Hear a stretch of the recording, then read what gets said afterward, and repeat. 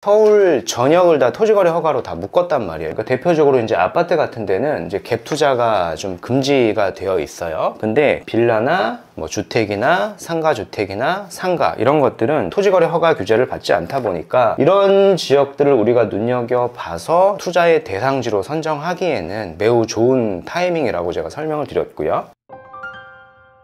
안녕하세요, 닥터부자아빠입니다. 제 네이버 카페에 올려주신 구독자분의 사연을 가지고 왔습니다. 사연의 내용을 같이 잘 살펴보고요, 부동산 고민 상담을 해결해 드리도록 하겠습니다. 이분의 제목은 부동산 상담 정중히 부탁드립니다 라고 제목을 굉장히 정직하게 달아주셨고요. 나이는 63세, 남편과 둘이 살고 있습니다. 대구 남구에 살고 있고요. 직장은 서구에 있습니다. 소득은 둘이 합쳐서 600만원 정도 되고요. 저축액은 지금 별도로 없고 투자 자금도 지금 주택담보대출을 갚느라 거의 없습니다 라고 말씀을 하셨습니다. 특이한 거는 부동산을 여러 채 보유하고 있는데 갖고 계신 지역이 다 대구에 있습니다. 대구에 소형 아파트들을 무려 8채나 들고 계시거든요. 일부는 전세가 세팅이 된 것도 있고 월세가 이렇게 세팅이 된 것들도 있어요. 왜 이렇게 8채를 사서 이렇게 계속 모았나 의문이 들어서 이제 밑에 사연을 좀 읽어보니까 이런 질문을 좀 하신 것 같아요. 내용에 좀 포함되어 있는데 첫 번째 질문이 이거예요.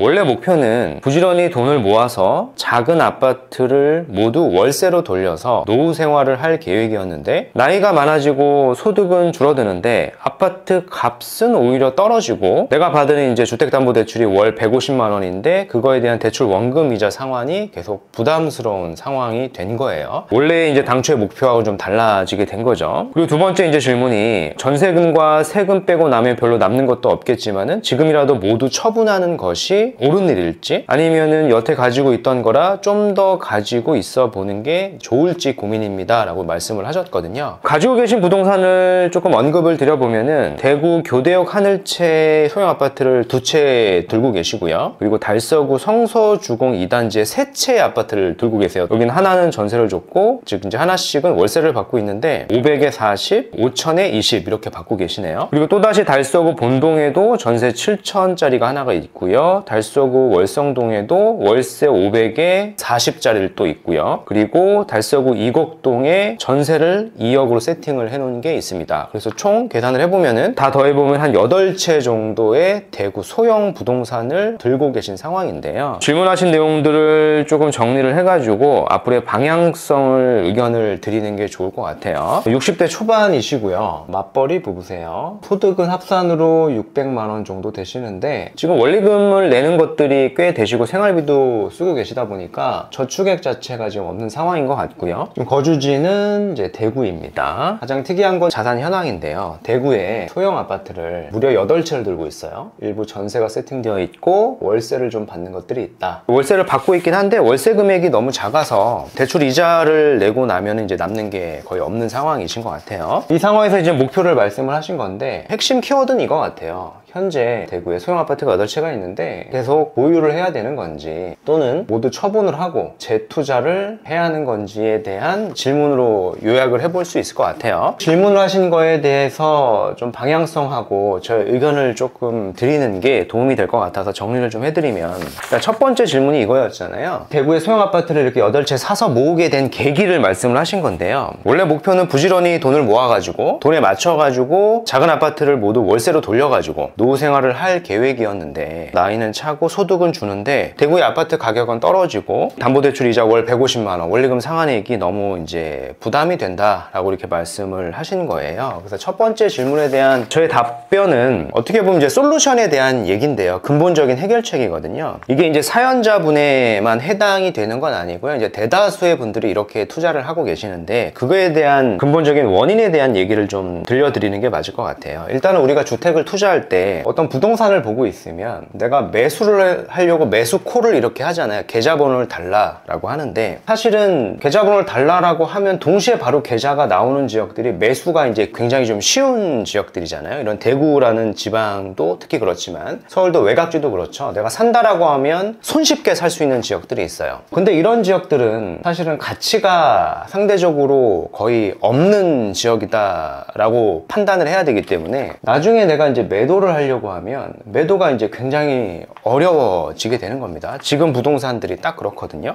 매도가 어려워지는 부동산이라는 얘기는 가치가 그만큼 상대적으로 낮은 부동산이다 보니까 말씀하셨던 것처럼 이런 매매 금액이나 월세 금액이 시간이 지나면 지날수록 인플레이션이 돼서 올라야 되는데 오히려 떨어지게 되는 거거든요. 그래서 이런 지역들을 가야 되는 게 아니라 정확하게 정반대의 지역을 가셔야 되는 겁니다. 즉 이런 거죠. 내가 매수하기 위해서 계좌번호를 달라고 매수콜을 했는데 계좌번호 자체를 잘 안 주는 지역들이 있어요. 서울의 주요 상위 급지들이 지금 현재 그렇거든요. 물론 이제 과거에도 그랬고요. 그런 지역들이 사실은 매수가 굉장히 어려운 지역들인데, 그런 지역들은 당연히 내가 나중에 뭐 2년 정도 혹은 4년 정도 비과세를 세팅을 한 다음에 매물로 내놓으면 바로 매도가 되죠. 이런 지역들이 좀 가치가 높다 보니까 매매 금액이나 월세 금액이 지속적으로 좀 상승이 될 수 있는 지역입니다. 그래서 우측의 방향으로 가야 되는 거고요. 우리가 이제 첫 번째 방향으로 이렇게 선택을 하게 되는 근본적인 원인을 좀 파악을 해보면, 부지런히 돈을 모아서 돈에 맞는 작은 아파트를 사서 모은다 라는 이런 말씀을 하셨는데, 이걸 요약을 해보면 이거거든요.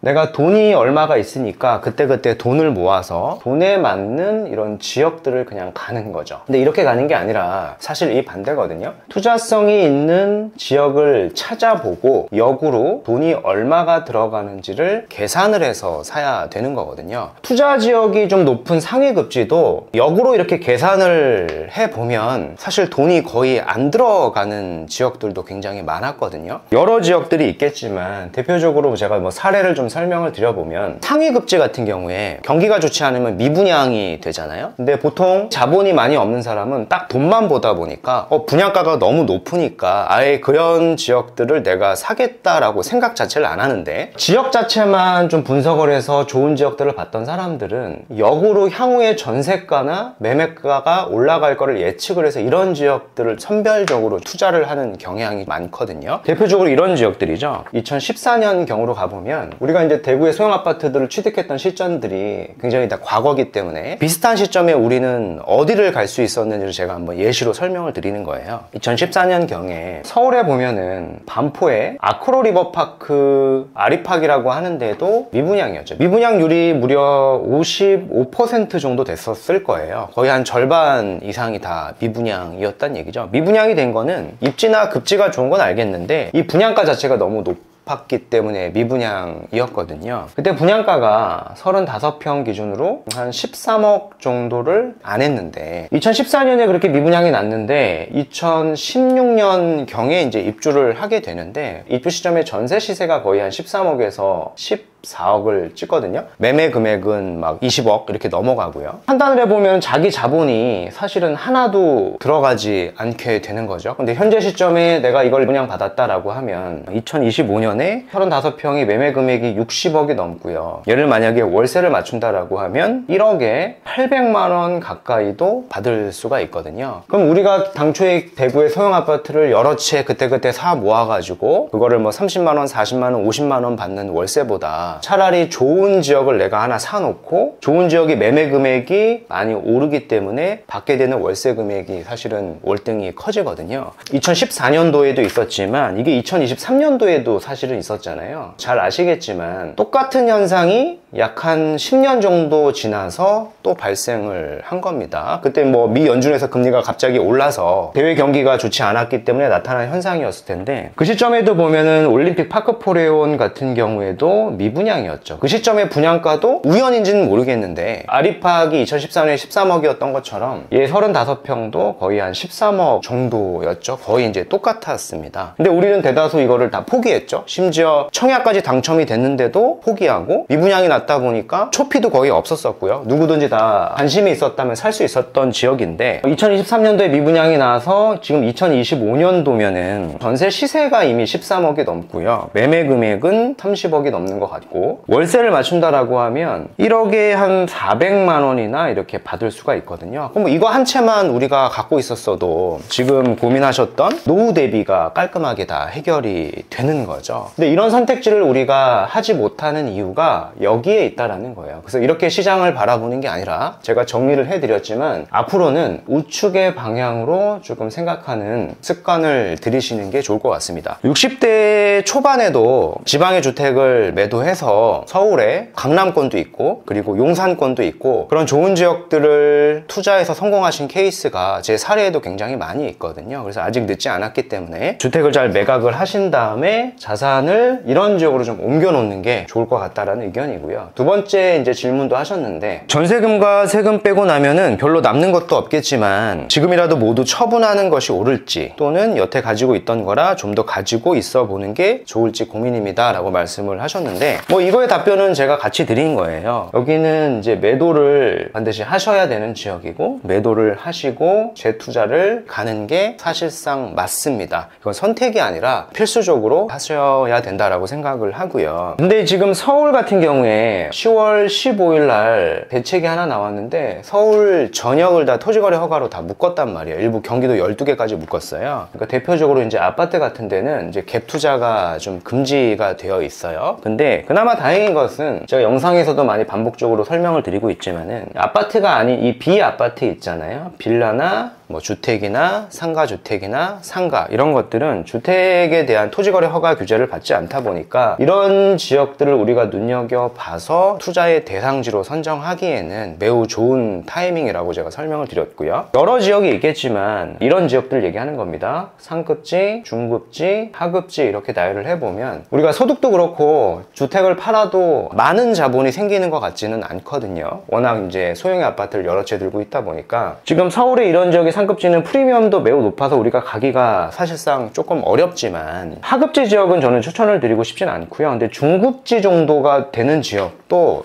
잘 찾아보시면 제 영상에서도 많이 반복적으로 언급을 드리고 있거든요. 영상을 찾아보셔도 되고 상대적으로 속도가 굉장히 빠른 편에 속하는데 프리미엄 자체는 많이 붙어있지 않은 중급지의 정비사업이 서울에 굉장히 많거든요. 그런 지역들을 좀 선별적으로 보셨으면 좋겠고 결국 이런 지역들이 한 5년 6년 지나면은 아파트로 바뀌는 겁니다. 입주권이 되는 거고요. 이런 아파트들이 이제 매매 금액도 올라가게 되고 매매 금액이 올라가기 때문에 월세 금액도 올라가게 돼서 나중에 월세를 세팅한다라고 하면 뭐 1억에 이렇게 400 가까이도 받을 수가 있게 돼서 지방에 계속 거주를 하실 때 노후 대비가 충분히 이제 가능하게 되는 겁니다. 주택을 여러 채 보유해서 월세를 받는 시대가 저는 끝났다라고 생각을 하고요. 워낙 양극화에서 초양극화가 되고 있기 때문에 서울 핵심 지역에 한 채, 많아야 한 2채 정도만 보유해서 월세로 나중에 노후 대비를 하시는 게 현실적인 솔루션이라고 정리해 드리겠습니다.